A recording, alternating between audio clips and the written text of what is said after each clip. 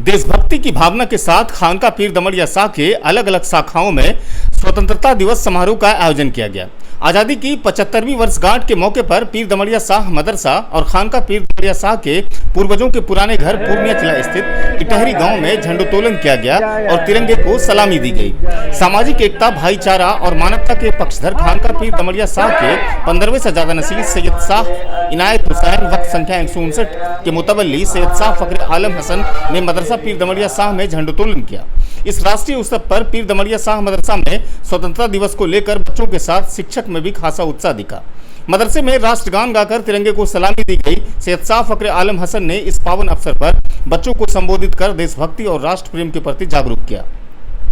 खानका पीर दमड़िया शाह के 15वें सजादा नसीब और सैयद शाह इनायत हुसैन वक्त संख्या 159 के मुतवल्ली सैयद शाह फखरे आलम हसन ने राष्ट्र के इस बड़े त्यौहार स्वतंत्रता दिवस के अवसर पर स्थानीय थाना कोतवाली में आयोजित झंडोत्तोलन कार्यक्रम में शामिल होकर बिना रुकावट 24 घंटे ड्यूटी करने वाले बिहार पुलिस के जवानों का भी हौसला बढ़ाया। इस मौके पर खानका पीर दमड़िया के 15वें सजादा नसीब सैयद शाह फखरे आलम हसन ने भारत के उन योद्धाओं और स्वतंत्रता सेनानियों की स्मृति का सम्मान किया जिन्होंने राष्ट्र की स्वतंत्रता के लिए अपने प्राणों की आहुति दे दी।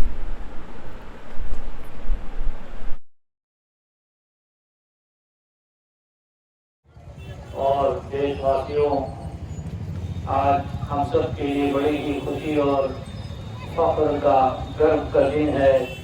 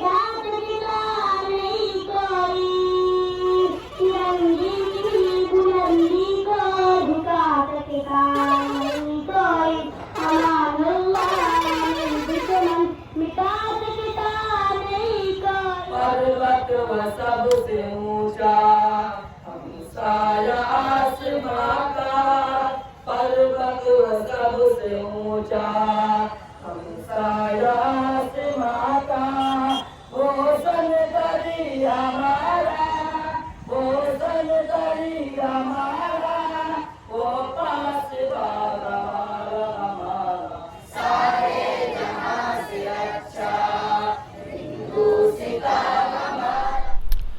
बड़ी खुशी और फ़ख्र का एहसास होता है और गर्व महसूस होता है कि हमारे पूर्वजों ने, असलाफ़ ने, जो हमारे बाप दादे गुज़रे हैं, उन्होंने गासिब अंग्रेज़ों के चंगुल से इस मुल्क को आज़ाद कराने के लिए अपनी जानों की आहुति दी है, कुर्बानियाँ पेश की हैं और शहादत का जाम नोश किया है।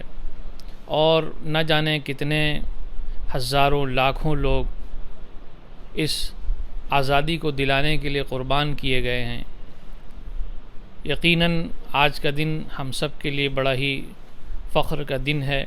हमें अपने पूर्वजों और असलाफ़ की क़ुर्बानियों को और उनके त्याग व बलिदान को कभी नहीं भूलना चाहिए कि जिनकी मेहनत, लगन और मुसलसल जद्दोजहद के नतीजे में आज हम आज़ाद भारत में सांस ले रहे हैं। हमारा संविधान ऐसा संविधान है जो हर वर्ग, धर्म, मज़हब के लोगों को और हर जाति के लोगों को एक समानता और एक निगाह से देखता है। ज़रूरत है कि आज उस संविधान की रक्षा के लिए हर वो इंसान जो इस देश से प्रेम रखता है, इस वतन से मोहब्बत करता है, उसको पूरी एकजुटता के साथ, अखंडता के साथ एक प्लेटफार्म पर आने की ज़रूरत है। और जो कुछ नफ़रत की आंधियाँ चलाई जा रही हैं और उस पर सियासत की रोटी बहुत तेज़ी से सेकी जा रही है, इस माहौल को ख़त्म करने के लिए हम सबको प्रेम के सूत्र में बंध कर अपने देश को बचाने की संजीदा फ़िक्र करनी होगी और उस पर काम करना होगा। अगर आज हम खामोश रहे और इसी तरह नफ़रत की आग फैलती रही तो ये हमारे आने वाली पीढ़ी के लिए, हिंदुस्तान के मुस्तक़बिल के लिए एक अंधकार होगा। लिहाजा जो भी इस देश से प्रेम रखता है उसका दायित्व है, उसका फ़र्ज़ है कि घरों से बाहर निकलकर एक होकर एक आवाज़ में यहाँ के संविधान को, यहाँ की सभ्यता और संस्कृति को और यहाँ की आत्मा को, जो एकता की है, अखंडता की है और अनेकता में एकता की है, उसको बचाने की फ़िक्र करें। एक तरफ जहां लोगों में स्वतंत्रता दिवस को लेकर खुशी का माहौल है, वहीं दूसरी तरफ भागलपुर सहित बिहार के अधिकांश जिलों में जल प्रलय के कारण लाखों की संख्या में लोग बेघर हो गए हैं।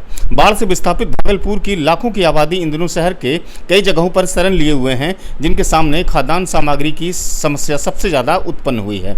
नाथनगर क्षेत्र के निचले इलाके में बाढ़ की दंश झेल रहे हैं। मेदिनी चक और आसपास के क्षेत्रों में आज स्वतंत्रता दिवस की 75वीं वर्षगांठ के अवसर पर सैयद इनायत हुसैन वक्फ संख्या 159 के मुतवल्ली सैयद शाह फखर आलम हसन की तरफ से राहत सामग्री कार्यक्रम चलाया गया। इस कार्यक्रम में बिहार बुनकर कल्याण समिति के सदस्य अलीम अंसारी और स्थानीय लोगों ने भी हिस्सा लिया। क्या कुछ कहते हैं अलीम अंसारी, सुनिए। देखिए, अभी जो बाढ़ का हालत है आप खुद देख रहे हैं कि सबके घरों में पानी है, लोग खाना नहीं खा रहे हैं, चावल और दाल रहते हुए लोग खाना नहीं बना पा रहे हैं।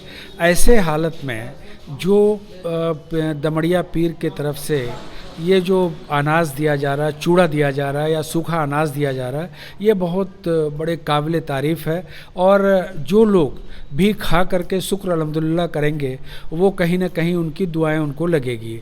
साथ में जो आज सरकार के तरफ से अभी तक कुछ इस तरीके का इंतज़ाम यहाँ पर नहीं हो पाया है और हज़ारों घर यहाँ पर ऐसे हैं जो बाढ़ से डूबे हुए हैं। सारे लोगों का करघा, चरखा या जो भी बुनकरों का सामान है वो डूबा हुआ है। ना तो वो अपना काम कर पा रहे हैं और ना ही अपना चूल्हा जला पा रहे हैं।